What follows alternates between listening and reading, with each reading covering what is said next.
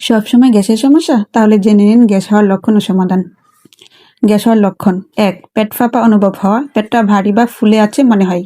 ২. ঢেকুর বেশি ওঠা, বারবার মুখ দিয়ে বাতাস বের হয়। ৩. পেট ব্যথা বা অস্বস্তি, মাঝখানে বা ডান বাম দিকে খুচা খুচা ব্যথা হতে পারে। ৪. বুক জ্বালা পোড়া, অ্যাসিডিটি, বুকের মাঝখানে জ্বালার মতো লাগে। ৫. ক্ষুধা কমে যাওয়া, খেতে ইচ্ছে কমে যাওয়া বা দ্রুত পেট ভরে যায়। ৬. পেট গড়গড় শব্দ হওয়া, পেটের ভেতর শব্দ বা নড়াচড়া অনুভব হয়। ৭. মলত্যাগে সমস্যা, কখনো কোষ্ঠকাঠিন্য আবার কখনো পাতলা পায়খানা হতে পারে। গ্যাস থেকে মুক্তির উপায়: ১. আদা পানি, আদা ফোটানো পানি খেলে গ্যাস দ্রুত কমে। ২. জিরা পানি, রাতে জিরা ভিজিয়ে সকালে পানি খেলে হজম ভালো হয়। ৩. ধীরে ধীরে খাবার খান, তাড়াহুড়া করে খাবার খেলে বাতাস বেশি ঢুকে গ্যাস বাড়ে। ৪. খাবারের সাথে খুব বেশি পানি না খেয়ে আলাদা সময় পান করা।